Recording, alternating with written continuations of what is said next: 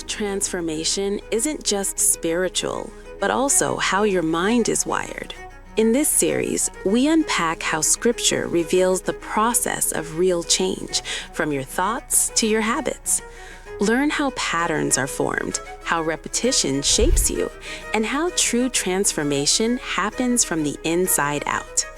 By the end, you'll recognize what's shaping your life and choose what leads to freedom. Scripture Rewired.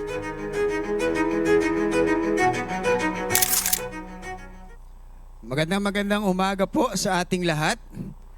Ayan, pakitaas ang kamay ng mga masasakit ang katawan. Hallelujah, God. Ayan. Akala ko wala masyado magchi-church ngayon, no? Kasi puro mag-online service. Grabe. It was the second week ng ating Family Day Sports Fest yesterday. Tama po ba? Ayan, talagang lumalabas yung love natin sa isa't isa. Tama po ba?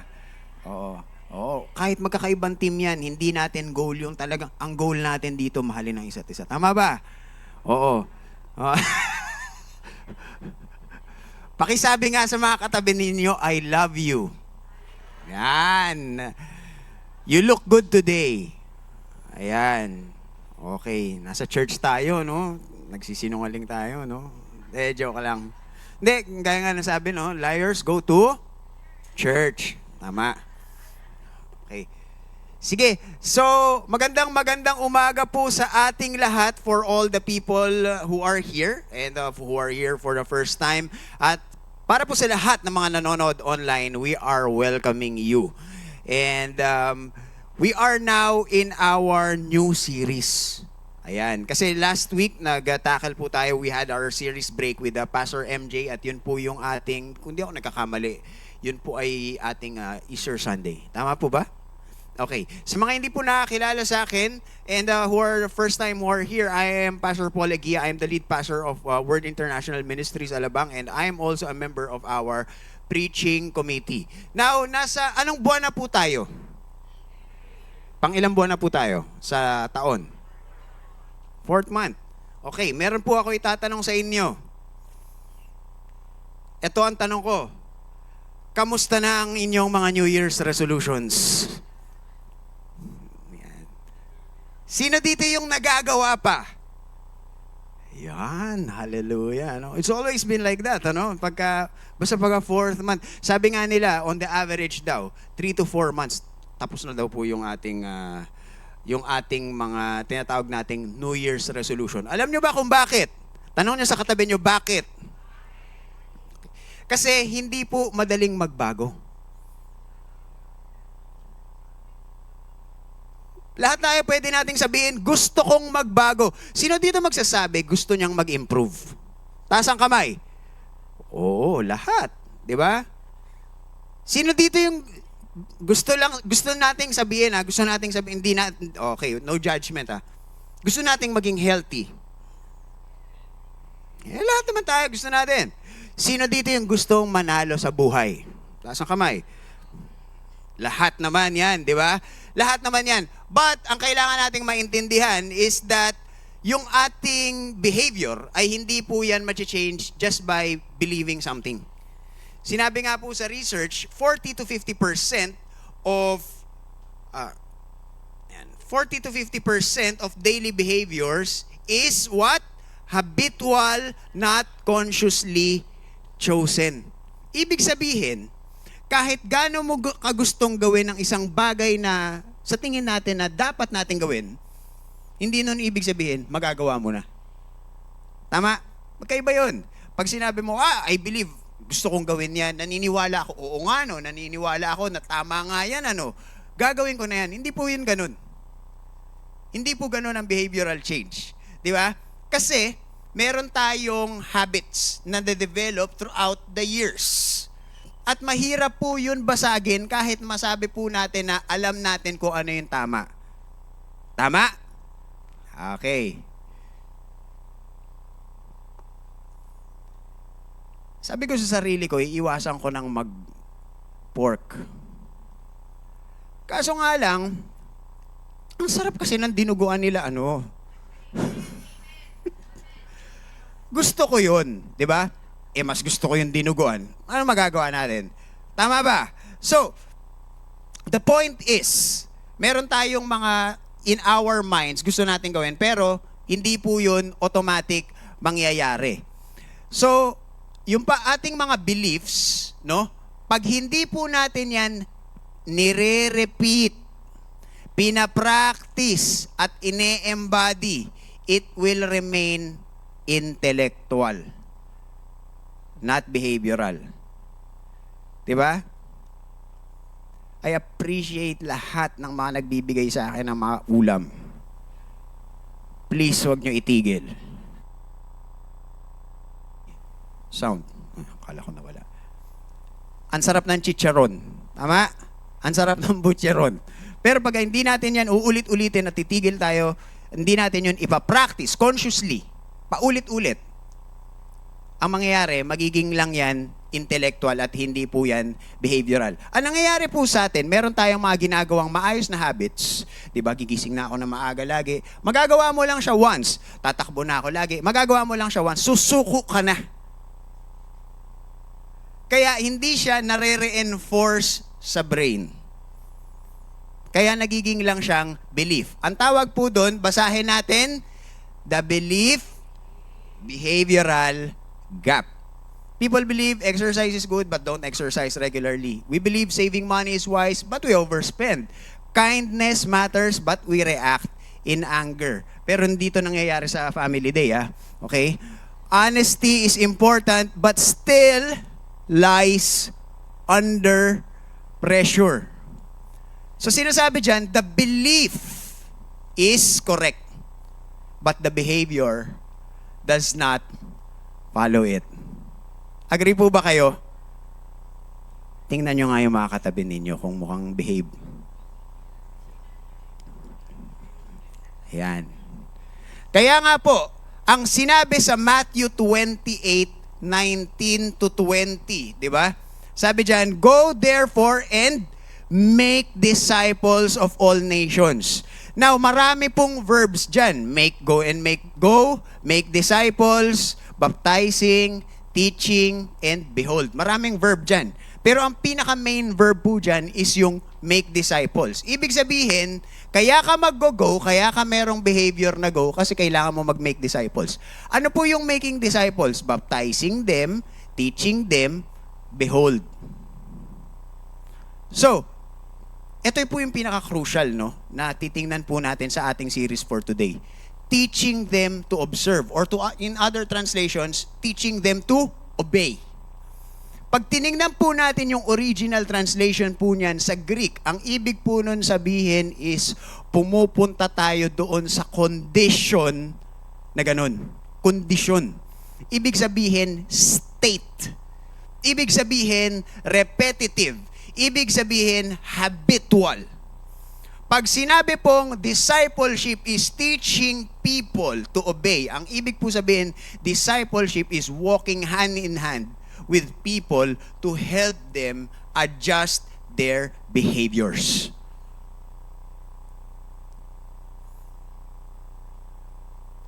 Dahil pagka marami po tayong mga nakakausap na masishare natin sa Word of God, about sa Word of God, pero pag makikita natin na hindi nag-i-improve ang buhay ng mga tao, ibig sabihin, anong ginagawa natin? So, meron akong mga nakausap, sabi ko, we are doing outreach, we're going to do outreach works. Dapat ang hope natin is that the people na marireach out natin is madadala natin sa Lord at mai-improve natin yung buhay nila. Kasi pagka ginagawa lang natin yun, tapos hindi rin nag-i-improve yung buhay, what are we doing then? Ang lagi ko pong sinasabi sa mga tao, if gagawin natin, susundin natin ang Bible sa tama nitong context at i-apply natin, not just believe, gagawin po natin yung behavior. Hindi lang po siya magiging belief, magiging behavior siya. I will tell you, imposibleng hindi gumaling ang buhay ninyo. It all starts with awareness. Next slide nga. Ayan. Ayaw nyo mag-next slide. Kawalang battery. Ayan. Okay? So, ang magiging topic po, yun po ang magiging, kumbaga, pinaka-essence or pinaka-anchor ng ating series for today. Yan. Basahin po natin sabay-sabay. 1, 2, 3, go! Scripture rewired. So, ang pag-uusapan po natin sa mga coming weeks is understanding the mind behind biblical transformation. Lahat po ng pag-uusapan natin, simula sa Sunday na to at sa mga susunod po ng mga linggo, it will be all about behavioral change sa passage. At ang nakakatuwa po nito, years ago, sinasabi na po pala ng Bible kung paano mag-change ang behaviors ng tao. And it is just that we are not really paying attention. So as a church, for this series, yun po yung ating gagawin. Let us open in prayer. Dear Heavenly Father, we want to thank you for this time na binigay niyo po sa amin. Lord, may just speak through me. May just grace us with your presence. Lord, anoint me with your Holy Spirit. And Lord God, magkaroon po kami ng learning experience that will start yung aming behavioral change. Lord, we know na hindi madali na magkaroon ng behavioral change at non-transformation. But Lord, we believe that you can do it in our lives. So we want to thank you for this time. In Jesus' name we pray. Amen. Okay.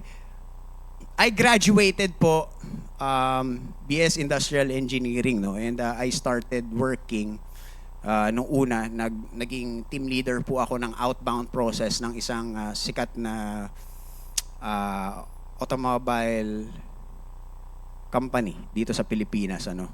Outbound process, lahat po ng mga palabas ng mga parts dun sa company na yon, ako po yung nagmo-monitor nun para papadalhin sa iba't ibang dealership sa buong Pilipinas. And after nun, naging inbound process naman po yung naging trabaho ko.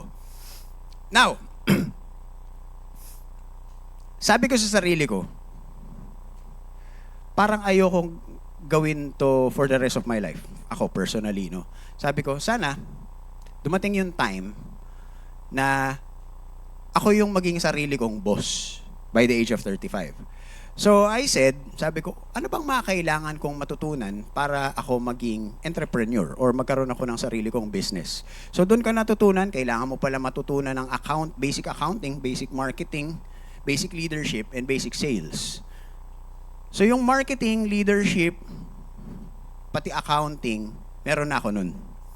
Ang wala ako, sales. So, I decided na from a company na industrial engineering ang ginagawa ko, nag-lateral move po ako sa sales. So dahil hindi po, sa mga nakakaalam po dito, dahil hindi ko naging trajectory yung pataas, ang ginawa ko, nag-lateral move ako sa ibang industry. Anong mangyayari sa sweldo ko? Tataas ba? Hindi, lateral move ka lang eh. So hindi ako nakapag-build. So syempre, hindi naman bumaba. Naging equal, pero dapat mas mataas na kasi pag lumipat ako. So, nagkaroon kami ng discussion ni dad ko, naalala ko, sabi ni Papa, ba't lumipat ka? Ba't ka na gano'n? Sabi ko, pa, gusto ko kasing mag-business eh. Business? Now, meron po tayong mga kilalang mga businessmen dito po sa simbahan natin. Tama po ba? And marami po din dito sa inyo na merong sariling negosyo. Tama po ba? Sa mga merong negosyo, ano ang tingin sa inyo ng mga tao? Ha? Mayaman! Grabe, mayroon na siyang kantin, no? Yan. Uy, alam mo, mayroon na daw coffee shop si ang yaman. Anong gagawin? Mangungutang, no? O, sa mga negosyante dito, totoo ba yon? Yes! Wow. Praise God. No? Ang daming mga myth pag meron kang negosyo. Tama po ba? Ano yan? Kontrolado mo oras mo, mayaman ka, may status ka, ganun. But we have to understand, no? Maraming mga tao, I don't know about, meron akong mga nakakausap ng mga tao. And sinasabi nila, meron silang kanya-kanyang motivation kung bakit, if ever, magkakaroon nga sila ng business venture in the future, meron silang reason kung bakit. Possibly, it could be money, it could be status. Yan po ay mga external motivators. Pag sinabi pong external motivators, ito yung mga nagmo-motivate sa atin na somehow, medyo yung control sa atin is hindi ganun kataas. Tapos, meron siyang ending point. Ibig sabihin, pag meron ka nang na-achieve na cap, okay na yan, tapos pwede mo itataas ulit yan. However, yung mga internal motivators, ito po yung mastery, curiosity, at autonomy. Alam niyo po yung autonomy? Pag sinabing autonomy, ano ibig doon sabihin? May sarili kang control. Ang internal motivators ay hindi natatapos. Doon ko na-realize na kaya ko pala gustong magkaroon ng business someday, it is because ito yung mas importante sa akin. Gusto ko pala, hindi pala yung status. Ang gusto ko pala, autonomy. Ang gusto ko pala, freedom. Ang gusto ko pala, ako yung may control. Hindi ko kailangan pakisamahan yung boss ko na yan. And, hindi lang pala ako nag-iisip nun. Di ba? We have this idea that we all want freedom. When we say the word freedom, at tatanungin ko po kayo, ano ang dating nun sa inyo? Pag sinabing freedom, is it a negative word or is it a positive word? Positive. Tatanungin ko kayo, gusto nyo ba ng freedom? Right? Kaya, ang nangyayari ngayon, yung mga tao, bawal nyo kong diktahan. Tama? Ano pa? Ayoko ng buhay ng may Diyos. Bakit? Kasi pag merong Diyos, wala akong freedom. Ano pa yung mga naririnig natin? My body, my my choice. Ako, katawan ko to eh. Gagawin ko dito, gusto kong gawin. And that is what you call freedom. Ayaw ng mga tao masyado ng merong mga standards. Kaya nga, merong mga tao na nagiging off sa religion kasi imbis na magkaroon pa sila ng mga conviction sa isip nila, magkakaroon pa sila ng mga problema sa isip nila, tapos nagigilty pa sila, ang sasabihin nila ng mga tao, hindi naman kasi totoo yung Diyos, para yung nafe-feel ko na guilt, mawawala na lang.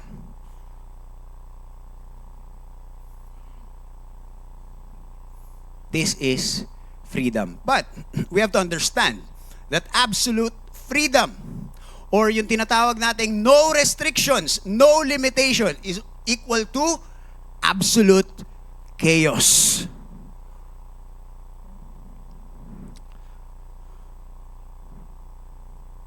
Imagine nyo si Brother Renan nun, yayain ko dito. Brother Renan, yayain kita dito. Hindi, wag ka nang pumunta. Example lang to. Yayain ko siya dito sa table. Maglalaro tayo ng card game, Brother Renan. Anong card game? Basta, card game. Okay. Binigyan siya ng kalahati ng cards. Akin yung kalahati ng cards. Tapos magbababa lang kami ng cards. Nagbaba ako ng 2. Woo! Yes, panalo ko! Sabi ni Brother Renan, ba't ka panalo? Hindi, kasi sa rules ko, pag binaba ko yung 2, panalo ko.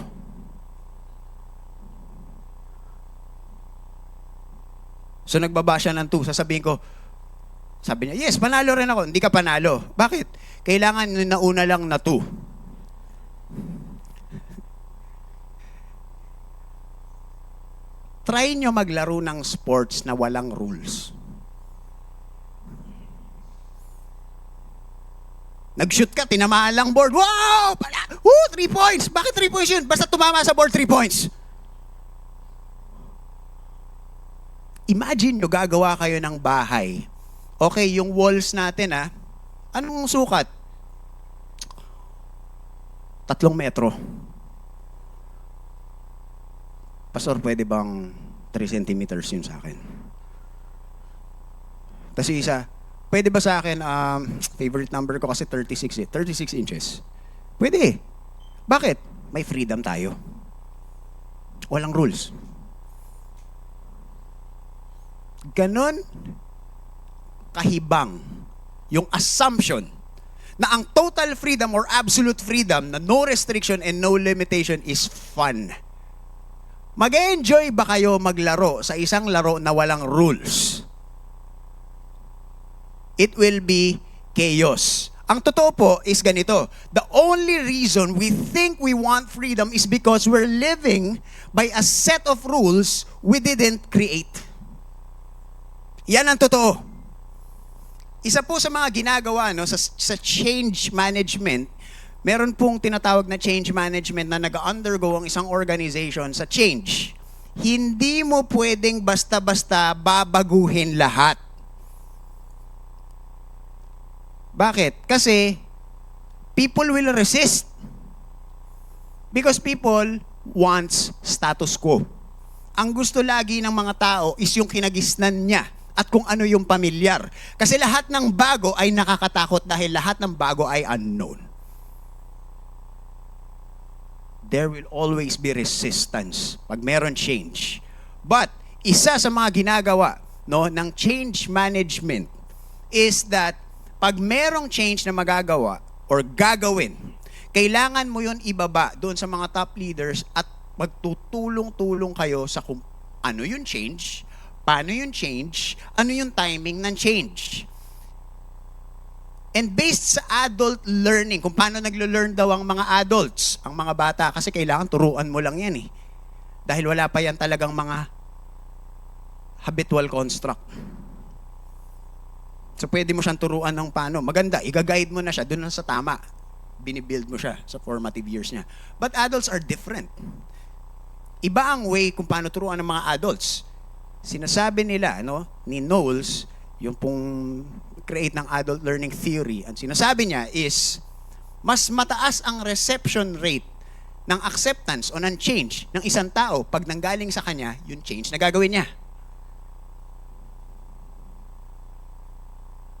So, kaya mataas ang resistance ng mga tao kasi merong binabang structure sa kanya na hindi naman siya parte ng structure na gumawa nun. Pero pag ikaw gumawa nun, tapos ibinaba mo yun, mas mataas ang percentage na susunod ka dun. Tama po ba? Meron tayo lahat na tinatawag nating the illusion of retirement, no? Na parang sinasabi natin, magtatrabaho ako, magpapakapagod ako, magpapakukuba ako, pero balang araw magre-retire ako at titira ako sa isang beach. Pagkatapos, pag nag-retire ka, ano gagawin? Wala na, papahinga na lang ako. Alam nyo kung bakit merong illusion na masarap yon? Gusto nyo ba malaman? Tanong nyo sa katabi nyo, bakit? Kasi sanay tayo na napapagod tayo at ang akala natin, gugustuhin natin yung pahinga. Totoo naman yun. Teka lang po Totoo po yun, magugustuhan natin yung pahinga. Pero hindi habang buhay ka nagpapahinga.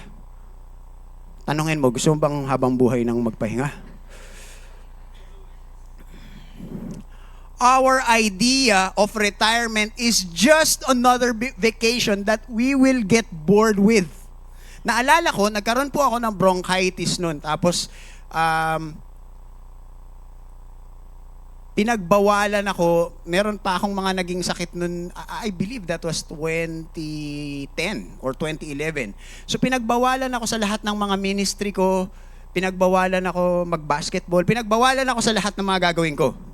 Nung una, may pahinga ka. Woo! Yes, pahinga. Pero yung 3 buwan ka na nagpapahinga,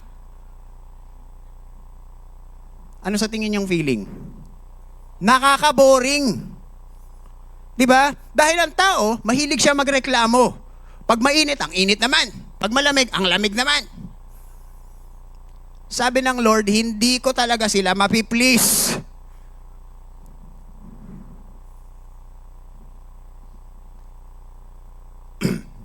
the core mechanism of our brains is that they are pattern-making machines designed to solve specific problems with limited resources, not to handle unlimited possibilities. Ang mga brain daw natin are pattern-making machines. Pag meron tayong ginagawang bago, ang gagawin ng brain yan, i-register niya yan, gagawin niya ba ito madalas?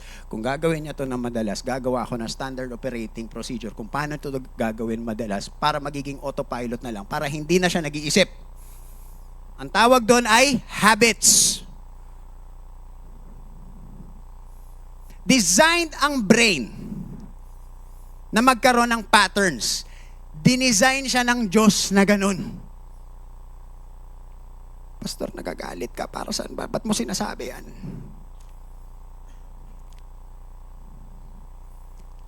Kinreate ang brain to solve specific problems. To solve specific problems. Pag bakasyon ka na, ano nang gagawin ko na ng purpose? Kala natin, ang saya nun eh, no? Boring. Kasi, design tayo to solve problems. Pero, with limited resources or with constraints. May limitasyon. Our brains, they are not designed to handle unlimited possibilities. Anong kinalaman yan, Pastor? Kasi order in consciousness is equal happiness. Chaos in consciousness is equal disorder. Ibig sabihin, pag merong structure, mas gusto yun ng brain. Kasi ang brain ay gumagawa ng sarili niyang structure sa ayaw natin at sa gusto.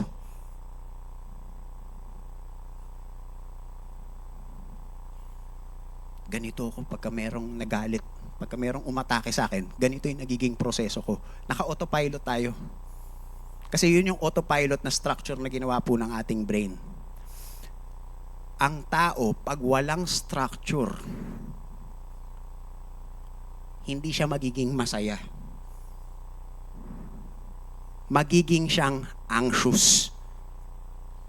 Yung mga taong walang purpose, hindi clear kung ano yung gagawin niya everyday, mas mataas ang tendency nilang magkaroon ng anxiety and depression. Because that is the default state of the mind if left unstructured. Wala akong kilala na sobrang klarado sa buhay na laging nade-depress.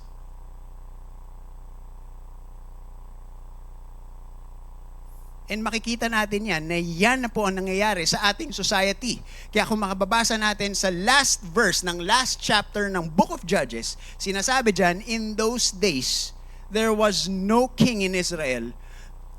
Everyone was doing what was right in their own eyes. Ang mundo natin ngayon, wala nang tama, wala nang mali, wala nang structure. Kung gusto mong ganyan ka, dahil yan na nafe-feel mo, then sige.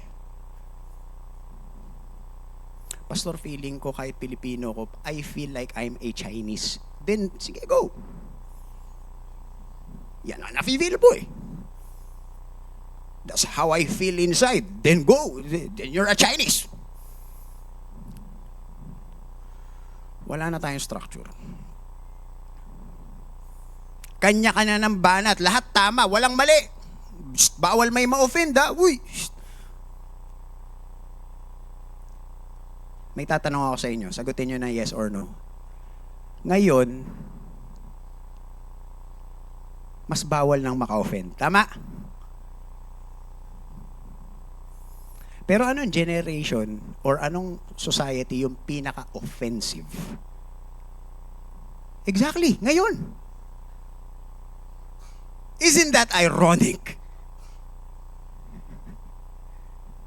Alright? Ayaw natin maka-offend. Pero ito yung pinaka-offensive society I've been in. Kasi dati, nung walang social media, nasa isip ko lang eh. Ngayon, pwede ko nang i-type without consequence. Tama?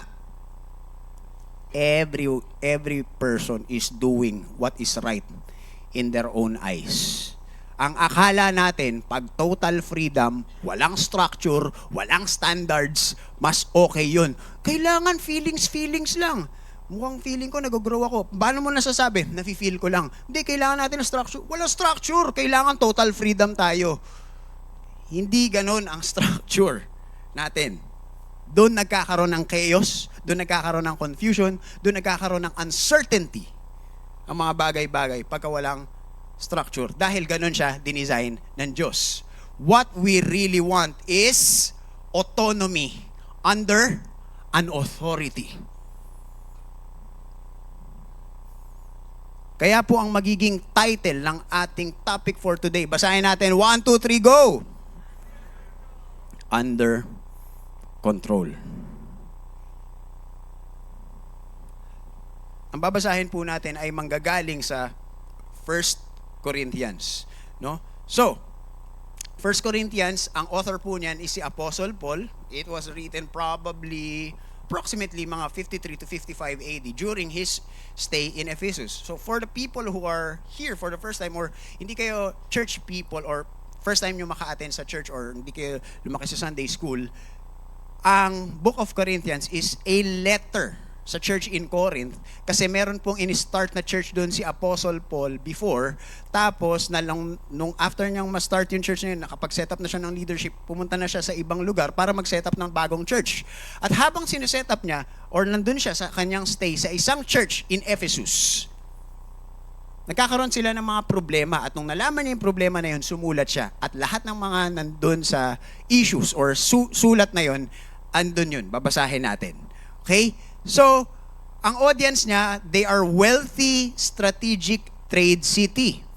Highly diverse and competitive. Known for sexual immorality and pagan worship. A culture of status, rhetoric, and self-promotion. A city where identity was built on status, freedom, and expression. Sounds family? Sounds family.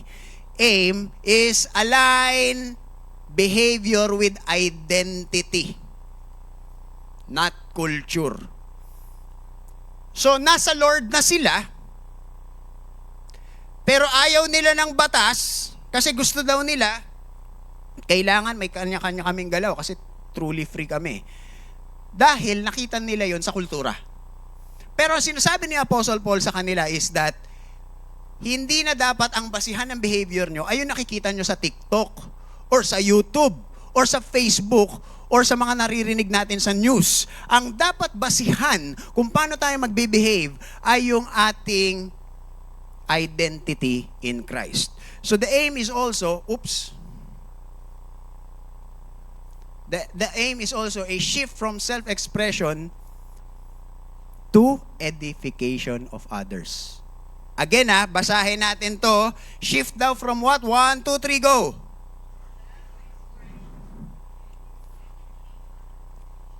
Shift from self-expression to edification of others. Self-expression to edification of others. Tandaan natin yan Okay, babasahin natin ang manggagaling sa 1 Corinthians 6 verse 12. Sabi dyan, I have the right to do anything you say, but not everything is beneficial. I have the right to do anything, but I will not be mastered by anything. Meron po dyan mga group of words na inulit ni Apostle Paul. Ano yun? Right to do anything. Meron pa.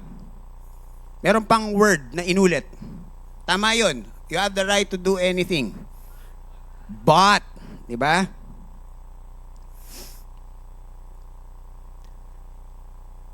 Isa pong style ng mga authors nung unang panahon is if they want to emphasize something, ang ginagawa nilang style, instead na i-italize yan o i-underline yan or, di ba tayo, pagka nag-journal tayo, may mga colored pens tayo. Purple naman ngayon, white, black, ganyan. ang ginagawa nila to emphasize a point is by repeating it. So, dahil merong klarong inulit dito, kailangan nating maintindihan bakit ba yan inulit. Okay. Tama yung sinabi nyo, no? Magkakaroon lang tayong observation dito. Dalawang, I have the right to remain silent. Diba? The right to do anything. Ayan. Dalawa.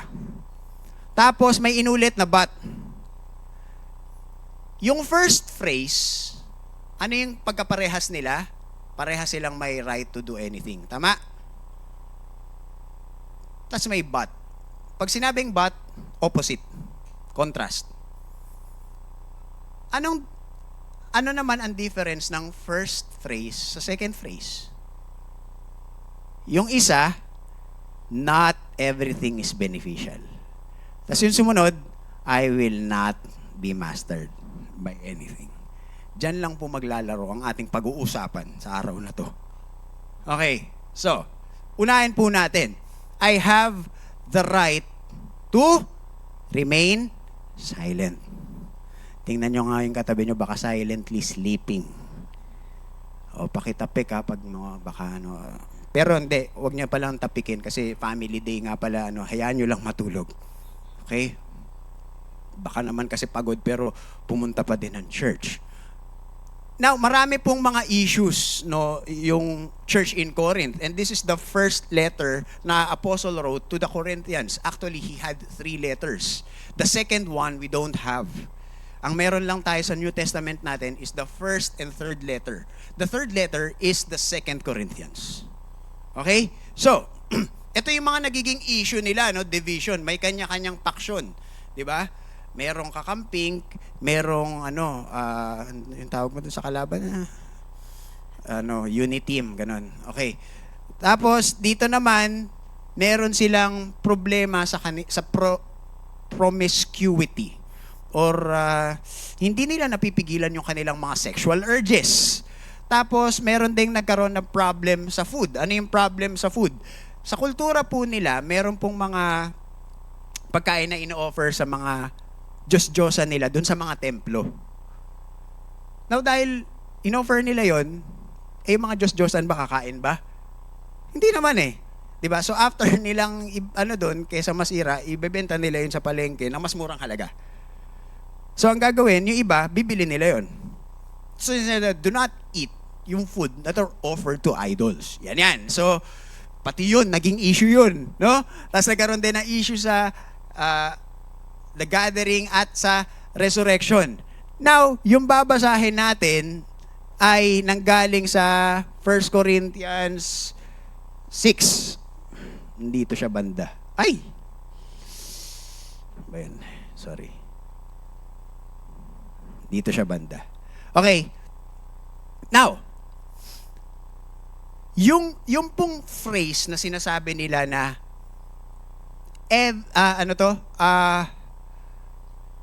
I have the right to do anything. Everything, or in other translation, everything is permissible. Yun ang sinasabi nila. Yun po ay kanilang sikat na kasabihan noong time nila. Ano ba yung mga sikat natin ngayong mga, di ba, ang mga sikat kasi nag-iisip kasi ako ng kaparehas natin nitong time na to eh. Ang mga kasabihan na sikat sa atin is Japan, di ba? Just always pray at night. Ganon. Italy, I trust and love you. Mga ganon. Ano pa ba yung mga sikat ngayon? Ano yung mga sikat na mga kasabihan?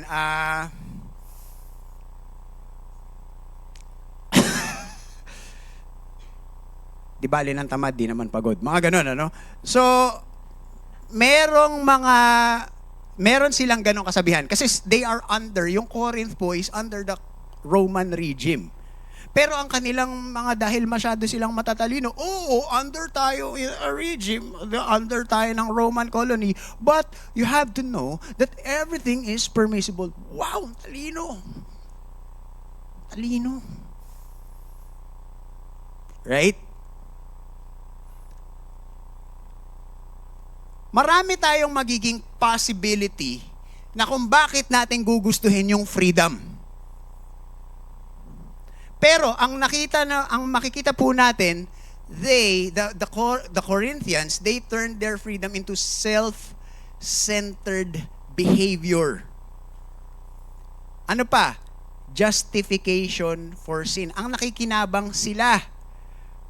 Gusto ko ng freedom. Bakit?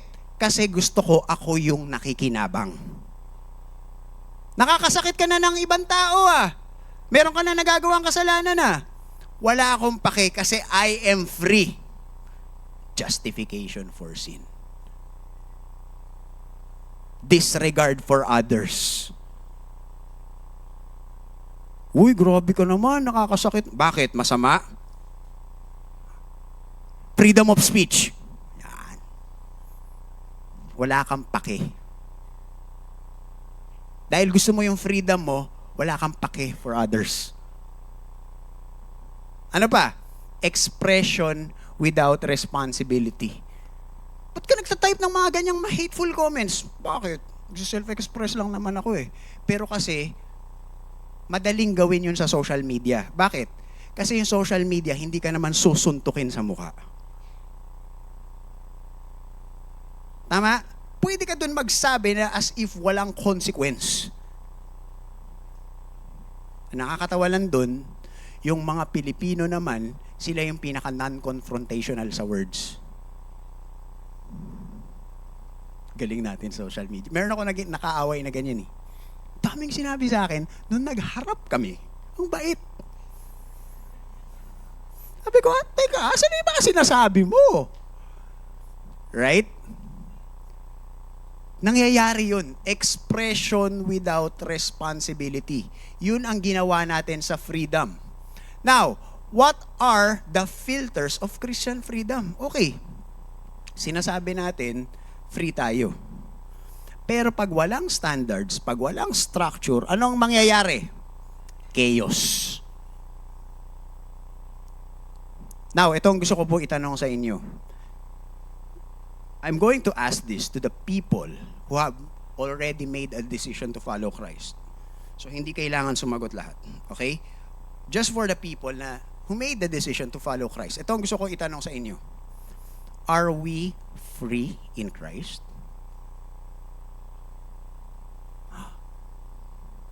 Walang sumasagot okay. Kala ko, tingin nyo, tinitrick question ko kayo. Yes, we are. But, meron pong filters ang Christian freedom. Unlike, freedom siya, pero meron siyang structure. You see that? Okay. Ano yung una? Not everything is beneficial. Yun ang first filter. Dalawa lang. Si Lord, na-observe nyo to, dahil nga alam niya yung structure ng mind, laging merong structure yung freedom. Na-observe nyo yan. Kay Adam, pwede mong kainin lahat except biro mo. Lahat pwede mong kainin, nandun ka pa naglagi dun sa bawal. Ang tao talaga, Tingnan nyo, i-type nyo kung gusto nyo mag-marketing, don't open this link. I-open nila yun. Clickbait. You don't want to see this. Titingnan mo. Amazing. So, people, yan talaga yung structure. Just because something is allowed does not mean it is wise or helpful. Hindi porket allowed yan, ibig sabihin, gagawin mo. Bibigyan ko kayo ng isang example, Pastor Paul, pwede ko ba iuntog yung ulo ko dito sa pader? Pwede. Free ka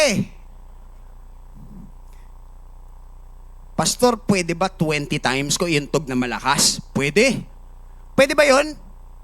Pwede. Everything is permissible. Pwede ko ba ihampas yung gitara sa mukha ko? Wag. Magagalit yung praise and worship team. Sa pader. Sa pader na lang kasi mas matibay naman yung pader. Ang masisira yung bungo ko, no, hindi yung pader.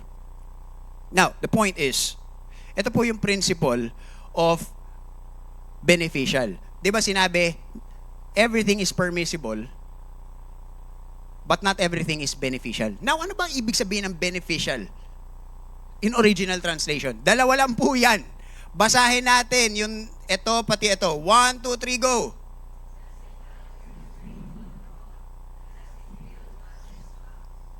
Yun lang. So itatanong ko, Pastor Paul, pwede ko ba iuntog yung ulo ko sa pader ng malakas ng 20 times? Pwede. Nakakatulong ba yan sa spiritual growth mo?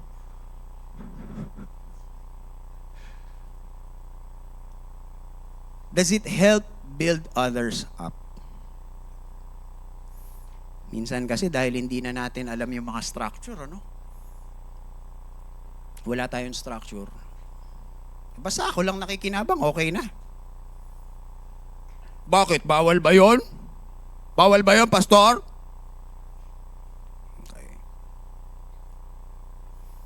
The first filter of Christian freedom na dahil, oo, allowed yan, pero is it beneficial? Is it helping your spiritual growth? Does it build others up? Pangalawa, basahin po natin tong nakadilaw. 1, 2, 3, go. I will not be mastered by anything. This is a very complex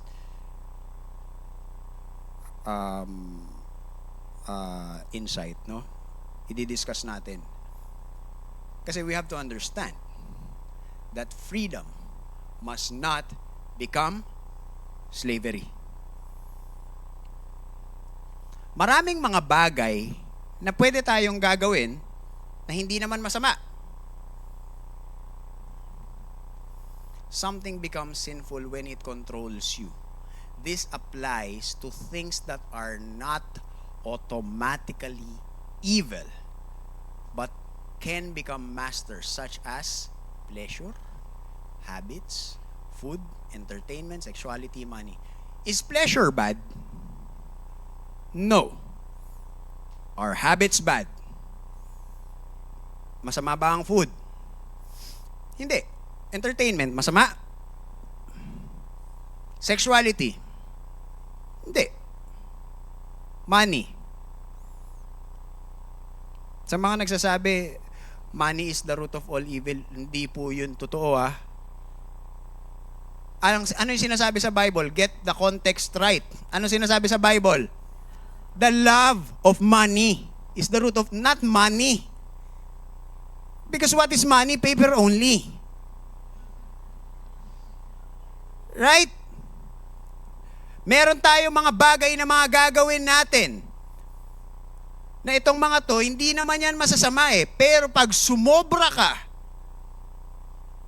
nagiging master mo na sila. True freedom means you control it, it does not control you. Pag hindi mo na makontrol yung kaka-Netflix mo, sino ang boss? Pag hindi mo na makontrol yung bigla kang nag-autopilot ka, di ba nagtatrabaho ka, bigla ka nag-autopilot ka, bigla ka nag-check na notification, sino ang boss? Dahil hindi mo na kinokontrol eh. Nasa kanya na yung control. Dahil sa autopilot mo, siya na yung boss. Yabang natin eh, I want freedom! Para tayong umaalis sa care ng Diyos at pumapasok tayo sa rehas at sinasabi natin, Lord, dito ko gusto, dito ako free, nakakulong ka anak. Nung umalis ka sa akin, nakulong ka sa bondage. You're in bondage. Yun nga yung sinasabi ko lagi, no? Paulit-ulit, if you cannot give something up, you don't own it. It owns you. Every time meron akong mga na-enjoy ng mga bagay, it could be gamit, it could be a possession, it could be a status, it could be a position, it could be a work. Lagi kong meron akong idol breaker. na practice. Pag tanggalin yan kaya ni Lord, okay ka pa. Pag masakit, yun yung boss.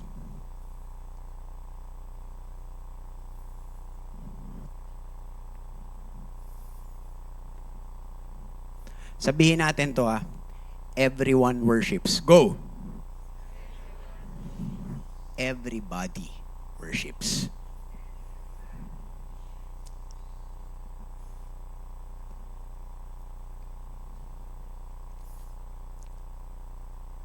Kahit po mga atheist or yung mga nakiklaim na walang Diyos, they worship. Why? Because we are created to be under a lordship. Pag tayo po ay pinanganak, meron kang pinanganak na bata at lumaki siya sa isang unbiased environment, laging iisipin ng tao na merong higher being. That is innate. Because the Lord created the brains to be that way. To be under a structure. Be under a lordship. The Lord created the brains to be ruled over. And if your God is not the God of the Bible, then you are under the authority of other gods. That is modern day idolatry. Dati sinasabi ko sa sarili ko, idolatry, may mga idols. Hindi naman ako nagsaserve kay Baal. Oo nga, hindi ka nagsaserve kay Baal. Nagsaserve ka sa trabaho mo. At minsan, yung ministry mo, idol mo. At yung fears mo at yung doubts mo, yun ang nagkokontrol ng iniisip mo, yun ang Diyos mo. Sabi nga ni Lord, do not fear. But you fear. Why? Because our doubts is our God.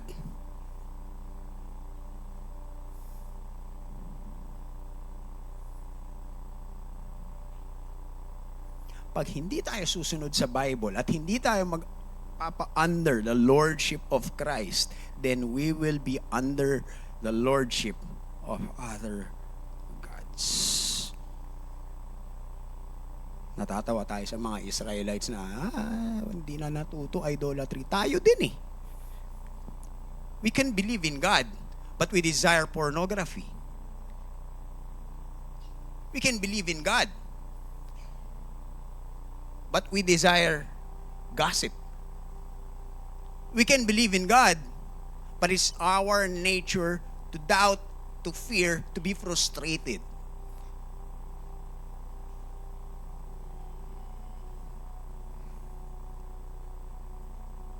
As we start our new series, my prayer is that itong topic po natin is going to open up awareness sa atin. That the minute we assume we want total freedom, that is a lie na binibigay sa atin ng enemy. Dahil ang akala natin, pag umaalis tayo sa control at sa bounds ni Lord, ang nangyayari sa atin ay total freedom. No. There's no such thing as pure freedom. Bakit? Kasi structured ang brain natin to be ruled over. So kung maggagaling-galingan tayo, nasasabihin natin, hindi ako papadikta sa Biblia at sa Diyos, okay lang. Tanggapin lang natin na merong ibang magdidikta sa atin.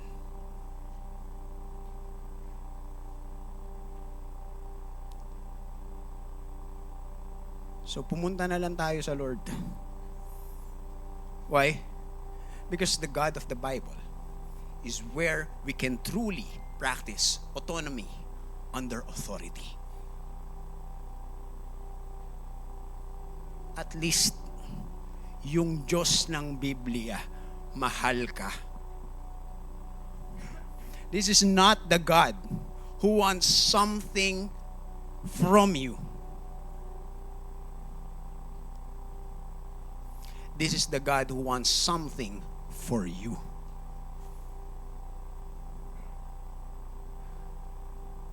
Ang Diyos ng Biblia lang ang kilala kong Diyos na lahat ng sinabi niya ay para sa sarili nating kapakanan.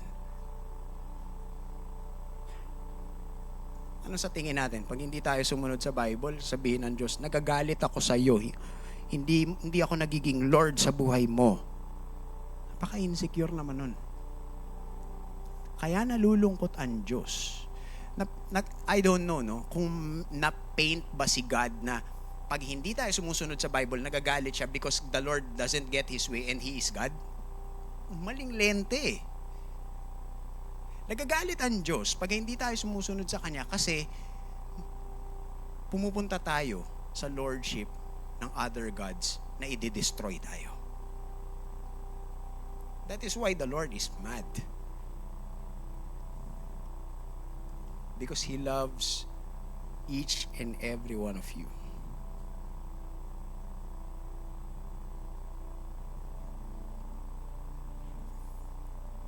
So for the people here na nai-influence na tayo ng mga insights ng society, dapat ganito, dapat ganyan. Pakinggan muna natin, i-anchor muna natin yan ba yung nasa Bible. Kasi kung hindi, trap na naman yan papunta sa lordship ng other gods. Let us be under the authority of the God who loves us. Na yung pwede kang maging secure, na hindi ka niya iiwan, hindi ka niya lolokohin, hindi ka niya isa-scam. Lahat ng mga frustrations natin na pwedeng ma-experience natin, even in our loved ones, hindi natin yung ma-experience sa Lord. So my challenge, don't play with that oasis of freedom na ino-offer ng mundo. And for the people who are first-timers here, this is your first time na makapakinig about the Lord. This is an opportunity na binibigay sa atin ng Diyos.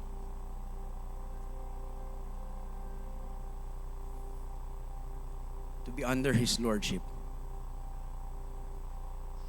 Because under His Lordship, there will you find fulfillment, satisfaction, peace, and relentless love. And let's pray. Dear Heavenly Father, we want to thank you sa time na binigay niyo sa amin.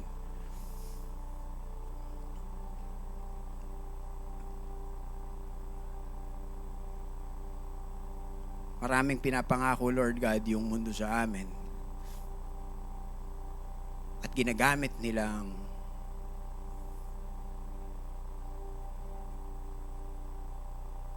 pang-akit sa amin is that meron kaming freedom apart from you.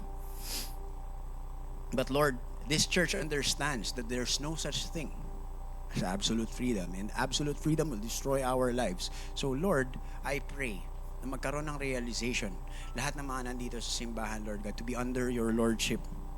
Lord, it's not gonna be easy, but help us be in that environment, in that community, the people that would help us na maging consciously magre-repeat yung mga dapat namin kailangan gawin so that our autopilots will be guided by your biblical principles.